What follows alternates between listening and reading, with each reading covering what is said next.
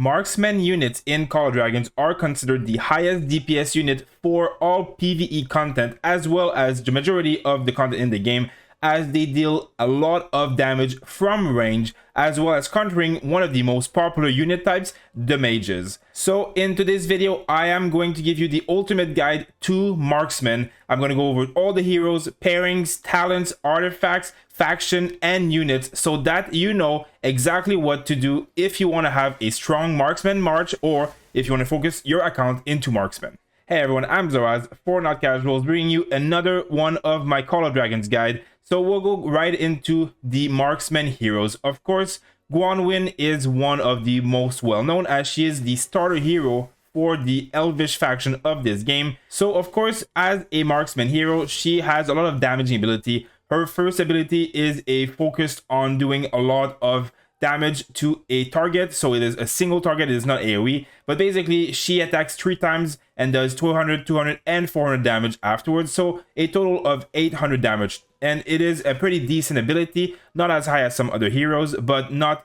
too bad at all. Her second ability is all about darklings and dark creatures, so not very useful for anything in the PvP scene, as well as it doesn't work on behemoths. Now her third ability is going to give a physical attack buff and march speed buff to her march, which is obviously all marksman units. It is very powerful. Of course, attack is a very strong, physical attack is very strong for marksmen specifically, and march speed bonus is always good for open field fighting. And then lastly, her last skill means, and it is by far her best skill in my opinion, when she has more than 50% units in her army, it is going to deal 10% extra damage. Now, extra damage as a percentage, just raw damage, is absolutely incredible. It is more powerful than many things. For example, when you have 10% or 15% physical attack, the percentage of damage that this gives is way less than 10%, because this takes into account all of your statistics and then makes it so that you do 10% more damage with these statistics, and it is very, very powerful. So of course, her last ability, the Awakening, will make it so that when she launches a normal attack, they have a 50% chance to poison the target, dealing hero skill damage every second for 3 seconds. So 100 damage factor every second. This is very powerful because she launches normal attacks every second, as most marches do in this game, meaning that this will be permanently on the target who you are attacking. It will always be doing 100 damage factor per second, which is very, very, very strong. Sadly, this does not work on most behemoths because they are immune to debuffs, which a poison is a debuff. But when this works, it does a big chunk of her damage. So all in all, Gwanwyn just has, a lot of buffs, a lot of damage. So it is a very, very, very strong hero. She is very hard to beat when you have a marksman march. Free-to-play or pay-to-win players will be bringing her very often in their marksman march. Now, second, we have Kinnara. Kinnara being probably the best archer hero in the game for PvP specifically. She is going to be on the Wheel of Fortune, basically the event that has, which is on right now, so I can show it to you. It is Lucky Spin, and she is going to hear. She is now on a third wheel, so we've had her on the wheel twice already over the past few weeks as the first wheel of the server. Now, this might change in the future, but as of right now, Kinnara will appear on the first wheel and be there for the consecutive 2 wheels, meaning she will be there a total of 3 wheels. It might be more because we haven't seen the future, but if it's like Rise of Kingdom, it should only be 3, so we shall see about that. Now, her abilities are very, very powerful as well, and every one of them is very, very strong in PvP. You'll see why. So of course, her first ability is the skill damage to enemy legion, 1400 at level 5, which you must get if you're going to be playing her. She must be at least 5111. It is going to be also debuffing the enemy by making them do 15% less damage. So just for that ability alone, she is a must bring in almost any marches if you're playing in PvP and PvE really. It is just too powerful. The impact, 15% less damage, as we just spoke about with Gwanwyn. Percentage damage reduction or boost is just huge. It is a very, very big chunk. You are really removing a lot of power from the march that you're attacking with this. Now next, her first buffing ability. So this gives a 20% normal attack damage bonus. So this is the white damage, the little number that appears every second when you're attacking. So marksmen are very strong in that. It is their strong suit. They do a lot of normal attack damage. It is where they shine. It is where most of the damage comes from. She also will take up to 10% less hero skill damage. a good defensive buff because there's a lot of hero skill damage, especially from mages and AoE. So next, this is going to be up to 30% physical attack bonus. Again, this is very powerful. It boosts the attack, so it is not as much as damage, but it is a very, very strong. 30% is a very high number, so hard to go wrong there. And her last skill will make it so that when she is attacked, she has a 20% chance, this doesn't change no matter how what level it is, to gain physical riposte and inflict a slow, meaning that she will make her legion's physical counterattack damage up by up to 30% and reduce the enemy march by 20%. So when she's attacked, 20% chance that this happens. So this means that she will do a lot of counterattack damage. So this is obviously very good when she's getting attacked. You will do damage back to the enemy just for attacking you. So this works in range because she's a ranged march, and it will work as well as melee. And it will also slow enemies, so meaning that it will help you if you're being attacked. It can slow the enemy, they can catch up to you, you can kite them, stuff like that. So again, as I said earlier, this is very PvP focused. This does not have much of a use at all in PvE because you shouldn't be getting attacked by normal attacks especially. But it is obviously very powerful. Now, Kinnara can be played very, very easily at 5-1-1-1. Everything on her kit is good, but 5-1-1-1 is the minimum, the must. And if you were going to be playing her like with more wailing into her, in my opinion, I would probably try and focus on the first 3 abilities, even maybe the first 2. You know, they're all very good. The normal attack bonus here and the attack, they're pretty good. It's hard to tell which one is better. They're all both very worth it. So I would maybe just omit the last one, as much as like I would not focus on this as much, because this is not going to bring as much damage to the enemy as these abilities, for example. Now, lastly, of course, for the whales or people who are going to play a long time, you will eventually get Jawbreaker, her awakening ability, which will make it so that when she launches normal attack, 20% chance to inflict defense break on the target, meaning that they reduce their defense by 20%. So this will be very, very incredible. Reducing the defense by 20% is huge, but this is awakened, so it is going to be very limited for certain players until quite later into the game. But it is, again, a very, very strong in PvP and PvE both, but especially PvP, this is going to be huge. It's going to make it so that people that you attack just melt from everybody attacking them. So, you know, that is why I said Kinnara is one of the best PvP hero in this game, for marksman especially. Also because her talent tree has, like PvP, which is not a great talent tree, but control and marksman are both very strong. So, all in all, Kinnara is, you know, just a top tier S+ marksman unit. It is just hard to beat in any category here. Next, we have Nico. Nico is another very strong marksman hero. He also has engineering, which is one of the downsides of him because one of his skills is purely engineering. But all in all, he's still a very, very powerful hero.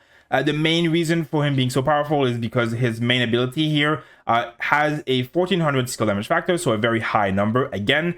And a defense reduction, same as Kinnara's Awakening, for example, meaning that it reduces defense by 15% when you do the ability for 3 seconds. So, you know, this is going to be very powerful. The uptime is going to be pretty high because he will be casting abilities quite regularly if you build him for rage regen. So again, high damage, big debuff, kind of Kinnara, very, very, very strong. It is really hard to beat. I wouldn't say this is as strong as Kinnara because the skill damage factor, while being very close, the defense reduction, in my opinion, is less powerful than debuffing the enemy for 15% pure damage. But again, this is going to be very, very, very powerful in any case. Next, we have his engineering ability, which again is good for engineering, as you will be having bonus when building and destroying, but completely useless in any other situation. So this is purely war engineering build. And in my opinion, this is the downfall of Nico because it is the second skill. So if you were going to go 5-1-1-1, sure, that works. But then if you are going to be putting more sculptures into him, you can't just level up the first 2 skill and make him very powerful off the bat. You will have to unlock everything. And then if you get any points going in this mechanic skill, like it will just be kind of wasted for PvE or PvP purposes other than building. So in my opinion, you know, it is going to be a hero that is more centered around people who are very heavy investors who will be able to really get him up there. Reason being, you know, just because most people, if you get bad luck or just if you don't have a lot of sculptures, it will take a long time to really bring him to a place where he's going to shine. Third ability makes all of his legion gain physical attack bonus. and defense bonus, so 20-10%, another 30% buff total. Very, very powerful, mostly offensive with a bit of defensive. Now lastly, when casting Rage Kill, he will gain Onslaught and Riposte. So of course, when he casts his first ability, this will trigger, making it so that his normal attack is boosted by 20% or up to 20%, and his counter attack boosted by up to 20%. Again, this is very good. This can be triggered once every 7 seconds, but you know, counterattack damage is, again, not a bad stat, just not as optimal as having pure offensive stuff. I'm not a big fan of counterattack on range units, as I just said, because you shouldn't be getting attacked that much as a range unit. And when you do, it will be good. But if you had offensive, uptime is 100%. When you're attacking, you're getting the buff. This, you are not getting the buff unless you're getting attacked. And if you're getting attacked, you're losing troops. Your march is getting weaker. So in my opinion, it's just not as great. It is going to be, of course, just decent stat, just not as great as pure offensive, like someone like Kinnara, for example, her first 3 abilities being purely offensive. And then, of course, the last skill, Awakening, which will be available mostly for whales or later on in the game when people have been playing for a long time. You will make it so that when you launch a normal attack on a target legion that already has defense break, which he applies, they have an 80% chance to be dealt 200 damage factor. So this is going to be excellent. It is going to be doing a decent amount of damage because when you put your defense break on enemies up for 3 seconds, this will make it 80% is very high chance. So you're going to be doing this 200 quite often. And then if you mix it with like a Kinnara, who's also awakened, who also has a defense break in her awakening, this could be a very, very, very strong pair, Kinnara Nico, but this is going to be a purely whale pair because, of course, before you get these 2 legendary characters completely maxed out and awakened, you will have to spend a lot of money or you have to be playing for a very, very, very long time. So again, priority of leveling would be obviously, you know, 5 points here and then 1, 1, 1 in here because you just can't risk having too many points going in this completely wasted skill. So you will try and get everything up and then obviously level it up. Lastly, Kregg, the last marksman hero on our list here. Kregg is going to be a pretty decent, but again, he's going to suffer from the same problem, meaning that his engineering skill is a bit wasted. His first ability is going to be a 600 damage factor to 1 target, and then 2 other nearby legions will also take 300. So the potential of this is basically, you know, 1200, which is very decent. You know, not as much as the legendary heroes for sure, but similar to Gwanwyn. So, you know, it is good. There's nothing wrong with it. A bit of AoE is always welcome, especially because you're also doing a bit of damage on the main target. Second ability, Legion deal 10% more hero skill damage. And then after battle end, they gain 20% march speed. So this is going to be very, very fun. 10% hero skill damage, great when you're pairing him with heroes like Nico, Kinnara, who have a lot of skill damage, as well as even Gwanwyn, who has a less skill damage, but more long-term consistent skill damage from the poison and awakening, all that kind of stuff. And the march speed bonus, obviously, the purpose will be for chasing. So if you're fighting an enemy and the battle ends because they're running away, well, then you gain march speed to then chase them, right? So very, very powerful for PvP, open field, all that kind of stuff. And then last here, we have Kregg's Legion attack by, you know, 10%. And then if it is only flying unit, they gain another 10% defense bonus. So this is going to be bad and good at the same time. If you're using it with marksmen, basically there's no marksmen that are flying except the Wilderberg, the orc faction, whose flying unit are marksmen. So this only really applies to them, which is the faction that he's from, so it makes sense. But if you are using him with, you know, other archers of any kind, so like ground archers, ballistas, or archers from the elves, for example, the spring wardens, this you would only get the attack bonus. So, you know, out of everything he has, this is obviously, like I said, engineering, so not great. So, you know, this ability, good. This ability, you have a bit of damage belt bonus from the skill, very good. March speed bonus, very situational, not very anything that makes you do a lot of extra damage, for example. And then this, you only get 10% if you're not using flying units. So very, very situational. Kregg is a very good hero, but if you were going to use a marksman hero, Gwanwyn would be better, and Nico or Kinnara at 5111 would be, in my opinion, quite a lot better than Kregg. His last ability, the Awakening, basically just makes his first ability stronger. The damage goes from 600 to 800, and the other damage AoE doesn't move at all, but it also makes it so that they bleed. doing physical skill damage 200 basically every second for 3 seconds.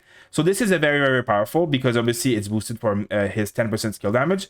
So again, nothing wrong with Kregg, mostly built around skill damage, does very good with pretty much anyone. Just that a lot of his kit is kind of wasted in here and a little bit in here if you don't have the right units. If you do though, this is very good. Now, lastly, this is not a marksman hero. Hosk though is a very, very powerful hero. It is obviously only available for people who are spending quite a lot in the game, because you can only get him from the VIP packs, and the only way to expertise him or to awaken him is by spending all the way up to VIP 15 and then buying the $100 packs there. So this is going to be for only a few players in this game, but I'm not going to go through all the abilities, but all the abilities here that he gives are very powerful. They work well with all the other marksmen. There is a debuffing physical defense here, which, as we said, works very well with Nico, as well as being similar to Kinnara's buff, which could also stack together. His first ability gives attack, HP, and damage dealt, which, as we said, is absolutely great. And his, last awakening also gives crit rate, which is very good. And then he has Legion capacity here, which means you can bring more units, which is just always good because you do more damage. And, defense bonus, normal attack bonus, normal attack is really what's good with archers. So you would bring Hosk as a secondary for basically any marksman hero, but something like Kinnara Hosk, it is going to perform very well in PvP and PvE both, as it works specifically well with archer heroes and marksman troops. Now, in terms of pairings for marksmen, it is quite straightforward. As I said, if you're a Mega Well and you have Kinnara expertise or awakened with the last ability, and you also have Nico with the last ability, they are a must bring together. It doesn't matter which one is first, but in this case, you would be getting all of this extra damage from defense break, which works very well with the fact that Kinnara gets a defense break when she's maxed.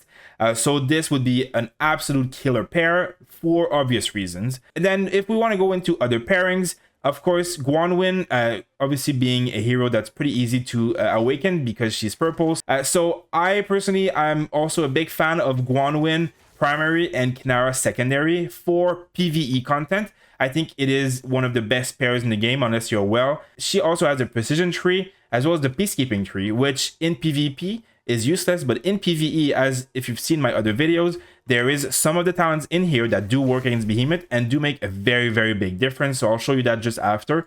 But basically, Kinnara primary with Gwanwyn secondary, or vice versa, in PvP, in my opinion, is one of the best marches in the game. Again, it would depend on who you want to use, the talent trees and stuff. For me, I have Kinnara set up as a PvP talent tree, and then I have Gwanwyn set up as a PvE talent tree. So I just alternate them whenever I do a content or the other. Now, lastly, of course, you can go the route where you pair Gwanwyn with Nico or Nico with Gwanwyn. They do work very well together. There's no problem there at all, and it is a good pair, which also will have the same marksman and precision here, same as marksman and precision. So whoever you put first really doesn't matter in this case. And obviously Nico at 5-1-1-1 would work perfectly well in this situation. It would really just depend which one you have higher level, who want to put first in this. It would really just be preference, because the talents are the same and there really isn't no distinction with who's first or second in this situation. Lastly, you could do something like Gwanwyn and Kregg, which works pretty well together. But as I said, Kregg is a little bit lackluster, and a lot of his kit is about boosting skill damage factor. So obviously, Kregg could be a secondary to basically any hero in this game for marksmen. So like you could do Nico Kregg, you could do Kinnara Kregg, which I think is very powerful because Kinnara and Nico both have very high skill damage on their first ability, which he boosts. So, very good. It would be a very skill damage focused march. My only downside with this focus with marksman is that nobody has the skill talent tree, which means you can't really get all the best benefits that you get from that skill. So having a march of archer focused on skill damage, while is still very decent, in my opinion, is not the best route because you're lacking the talents. And as I said, for the Mega Wells in this game, you can do any marksman hero with Hosk as secondary. So obviously, speaking of talent trees, we're going to go into it. I'm going to go one tree at a time. So of course, the marksman tree is, in my opinion, one of the best one. It's hard to go wrong with the marksman tree. There's a lot of good stuff. Obviously, attack buff here, more damage, 5% damage, normal attack damage, which is a lot of what archers do. And here you have skill damage, which is very good. I like this ability here too. See, here is a trick about this ability. The first point gives 3% attack. and reduces the range by 3. Now, the range reduction is very, very small. I've tested it. The difference is not that big. In PvP, it might make a small difference. In PvE, it doesn't really make any difference at all. But like you can see here, because she's level 60, you get 1 extra point at the end. So I put just 1 point here because 3% for 1 point is huge value. After that, every point is only 0.5% attack. I don't think it's as worth it, which is why I've gone this route. 5-1, it just works very well. You get really, really high value because, you know, skill damage 4% is very high. Also, you do not want to skip out on something like that, especially using heroes like Kinnara secondary who has a lot of skill damage. Now, in this category, they are both very good. Now, because Gwanwyn's skill damage is not exactly the highest, because it's like, you know, that 200, 200, 400, which accumulates for 800, which is not bad, but not the most amazing. And 8% damage on a lower number is not, in my opinion, as good. I prefer going with this, which basically gives you 5% attack, and then it goes down to 0, and then you get back 5% attack. So it is a pretty decent rolling buff of attack, which is, you know, just free attack. In my opinion, will end up maybe doing better than this. Obviously, this could be more for burst. It is, you know, a chance. So it is an RNG situation. And then here, I think is the best talent of all. Obviously, this is HP, not very worth it, but it's because it unlocks this. And this is amazing. Rage accumulation speed by 15% when your unit count is over 50%. Now, she already gets 10% damage when her count is 50. So whenever your count is lower than 50, go back to your house, refresh your march. That is as simple as that. But when you do have over than 50, you're getting more damage, and 50% rage accumulation is actually very high. It's a very high number. And then the last one here, increased damage dealt by 3%. Another raw damage increase. It's just very, very good. The alternatives are not bad, but this is attack, and this is counterattack, so that is actually pretty bad. So in this case, damage dealt is just insane. And then the last one here, meaning that basically every time you launch a normal attack, you do this, 150 skill damage. Very decent. Every 10 seconds is not too bad. It's just free damage every 10 seconds. It's pretty damn good. The last one here otherwise would be that you are going to put a debuff on enemies, making them take 10% more damage for 5 seconds every 10 seconds. So every 10 seconds, 5 of these seconds will be the enemy takes 10% more damage from your normal attack. This is also very, very good. The reason I don't have it is because against Behemoth, it doesn't necessarily work because it's a debuff. So this is things that I haven't fully tested, but most Behemoths don't get afflicted by debuffs. So I wouldn't use this against Behemoth, this is my Behemoth build, of course. This is just free damage. I like free damage. I like burst damage. Now, I'm not going to go into the peacekeeping tree too much, but if you've watched my other videos, if not, I recommend doing so. But this and this both work in Behemoth, and it is insane. 400 damage, like we saw, this is 150, this is 400, and then this is 10% chance to gain 100 rage. Most of these go to 50, so this is double the worth of this. So this is very, very good in my opinion. This tree here, as you can see, in my opinion, this is the best Behemoth tree for marksmen. You could also go the precision route, which is not bad. Now next, the precision tree, which is the other tree that most archers have. There's a lot of really good stuff in here that increase the attack, increase more normal attack damage, like we saw right here. And something like this, you know, more attack but less skill damage is not very good in my opinion. This whole row is pretty shit, actually. You get, you know, less normal attack damage taken, counter attack damage dealt, and then here you're losing skill damage, which, you know, increases your attack. It's just not great. It's not terrible. It's just I don't like to lose skill damage. It's still very much part of what they do. This here is a 10% chance to deal 150, so it's not bad, but it's very low damage for something that happens very rarely. But this is also something that is situational, that has RNG a little bit, but you may basically gain onslaught, 10% chance, increasing your normal attack by 8%, so very good. In my opinion, this probably will be better for, you know, when enemies are not fighting or not moving away from you. But if they are, this could have a lot of downtime where it's not happening because it triggers so rarely already. So, you know, the free damage can be good. They're both good. They're both not, they're both underwhelming to me, but they're not bad at all. Now here, there's a lot of, you know, other good stuff. This is obviously very good. You just do percentage more attack damage. And here you have crit rate stuff, which is going to be good, especially later on in the game, the more gear and the more levels and the stronger your troops are. So these two are going to be very, very powerful. As much as everything else here is not terrible either. It's situational. Some of it is pretty good. But this crit rate stuff is very, very, very strong. You also have the last skills here. So this basically will increase your attack every 10 seconds up to maximum of 3. 3% attack is a pretty damn low buff. It's basically like the same as this, you know, like this is 2.5. this is going to be 3. So is it good? Yeah, but is it amazing? Not really. And then here, when you're launching normal attack, there's a chance to trigger an additional normal attack. So out of the two, this would be obviously the best.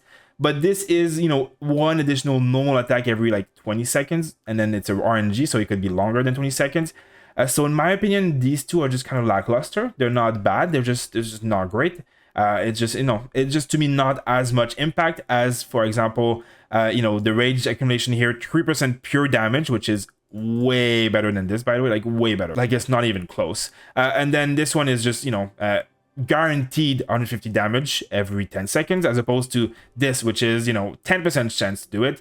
It's just, you know, this is good. Normal attacks are great, but normal attacks don't do a lot of damage. Like my normal attacks hit for a few hundred, which is good because it happens all the time. Every second they're taking that damage, but triggering just one more isn't a huge deal in my opinion either, especially because every 20 seconds. So this is why I personally like the marksman tree way more. And as well, you know, you can go up to all here, but this whole row is so wasted in my opinion. Like I just don't like this row.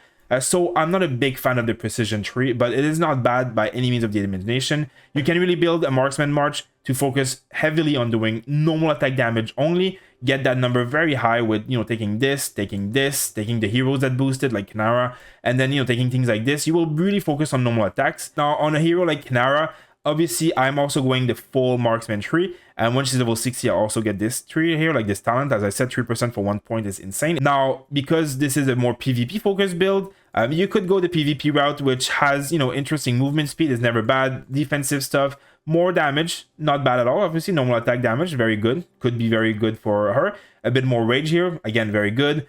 More skill damage, so none of these are bad. The ones that are bad are mostly these in my opinion. Like this has a chance of basically reducing damage taken by 3% when you're getting attacked already. So you're going to take quite a lot of damage before this triggers and you reduce it by 3%. It's not bad, but if you're getting attacked consistently for many seconds, you are going to be going down no matter what. This is not going to make a big difference. And then like archers are just not tanky, right? So it's just not their role to tank damage. And then this increases damage dealt by 3%, but you have to be fighting for basically 30 seconds. In PvP, you're never going to be fighting for 30 seconds. If you're attacking a march for 30 seconds, they're dead. Or they've ran away and you've lost the buff completely. And then up here, I don't even want to look at them because they're just so far on the tree and it's not great. You know, HP percentage increase is not bad. Getting HP is great. But again, they're not supposed to be taking damage, so they shouldn't be focusing on defensive stats. If you're taking damage, you should be backing off or using your melees to kind of like go and tank the people that are attacking you. Now, this could be the exception. Obviously, having a defense break on top of her having a defense break as an awakening, working with Nico with his awakening, which means you can do a lot of damage on enemies who have defense break. This could become valuable, but it will require you to have very, very high investment in these marksman legendary heroes. So it is going to be something for much later on in the game. Now, the control tree, we've talked about it before, or with my mage videos, it's the same tree, of course. It is a tree that has incredible value for players who are not spenders, because the effects like reducing movement speed, like silencing enemies completely, debuffing enemy, like dispelling enemies from their buffs, these work on anyone. Basically, if you have spent $0 in the game and your march is very weak, this is still going to do the same effect as someone who spent thousands of dollars and the march is very strong. Obviously, your march is going to die faster, but you are going to be doing all of these huge abilities. Silence is a very, very, very powerful ability in these kind of games. Silencing for multiple seconds, it will really hinder a character's ability to do damage. And this is also going to be very powerful on some characters who put shields on themselves. Think about Tia, for example. This dispels it once every 20 seconds. And then this is basically slowing enemies when you cast rage. So very good for chasing, very, very powerful. And then this is a chance of stealing rage from enemy. The amount of rage stolen is not huge and the 10% chance is pretty low, but it is also very, very good as a bonus rage for you because you're not only removing it from the enemy, you're also giving it to yourself. And that's about it for the talent trees. So of course, it depends on who you're going to put first. Gwanwyn, Marksman, Precision is very, very strong. I obviously recommend going full Marksman for archers. They're just so strong. The Marksman tree is just so powerful. It's hard to beat. You can go full Marksman and then, you know, up to here in Precision. If you're not doing a behemoth build like me, for example, I would go, you know, all the way. I would take this, I would take this, and then I would probably maybe take this or maybe take this, and then one of these two. Most likely I would take this myself. So, you know, that is a very solid build. There's nothing wrong with it. You can obviously do what I just showed on Kinnara, Marksman Control, Marksman PvP, And then on Nico, it's the exact same thing. Marksman precision, same as Gwanwyn. Now, next, I want to talk about units.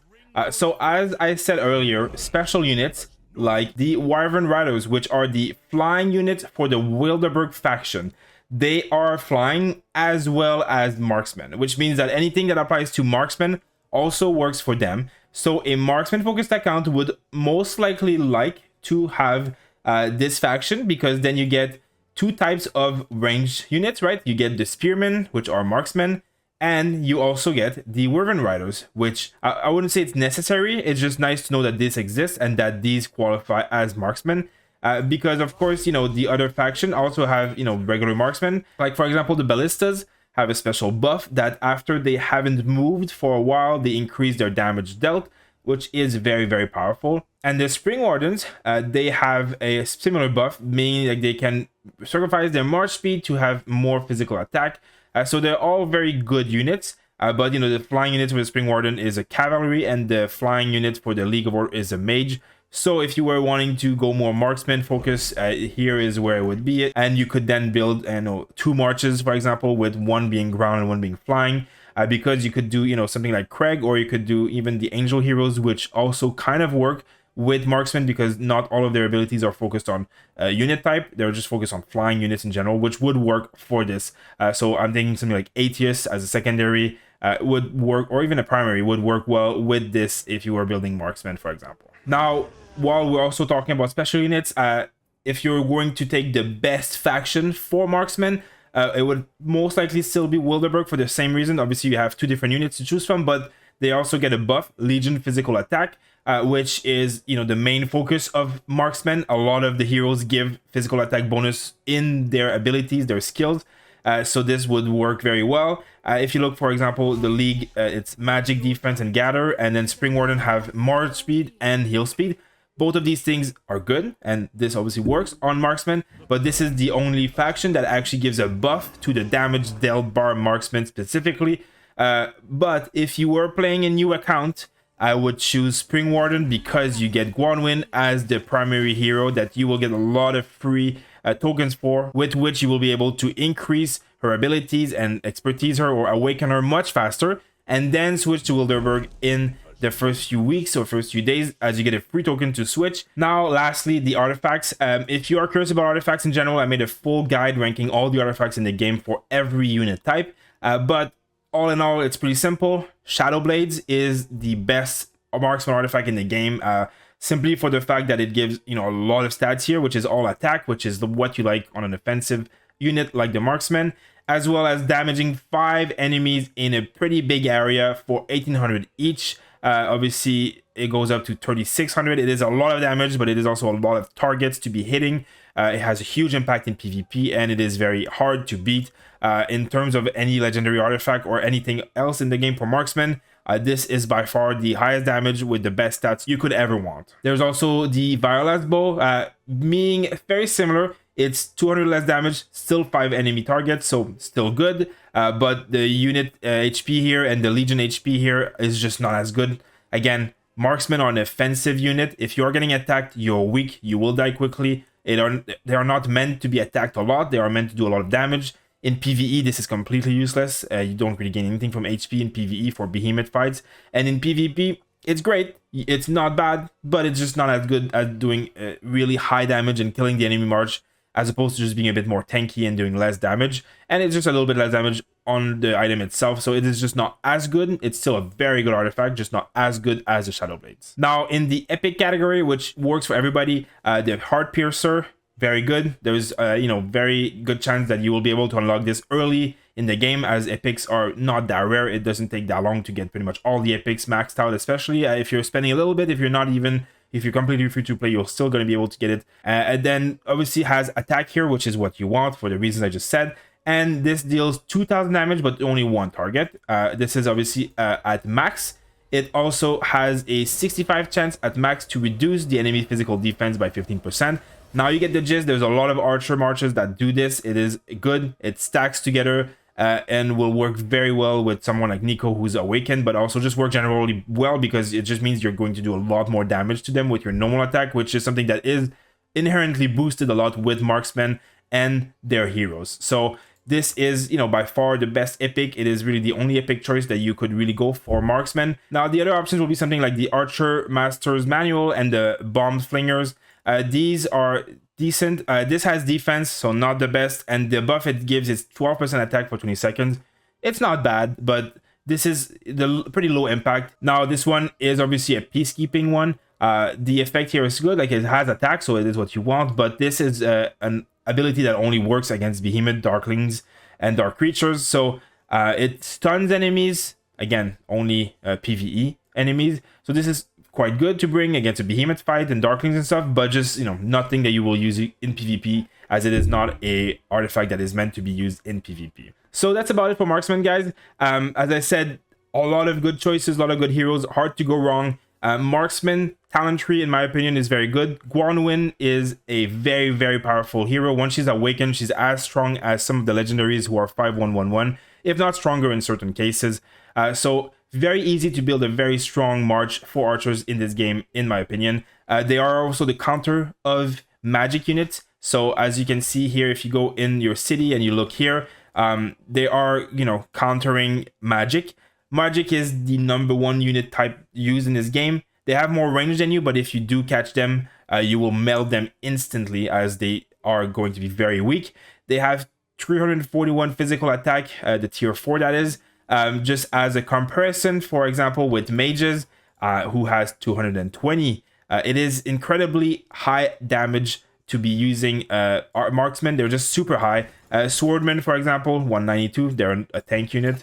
And even the knights, 330, but they're melee. Obviously, they're a completely different gameplay. But 330 versus the marksman, 340. So the marksman is really just the highest damage unit in this game. You just have to be careful against cavs, who are your counter.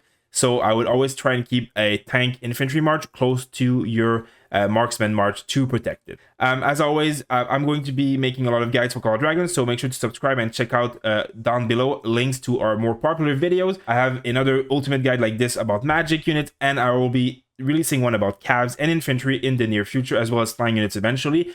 So stay on the lookout for that. If you have any question, make sure to ask in the comments. We try and answer every question that we can. So thank you guys for watching this video, and I'll see you on the next one.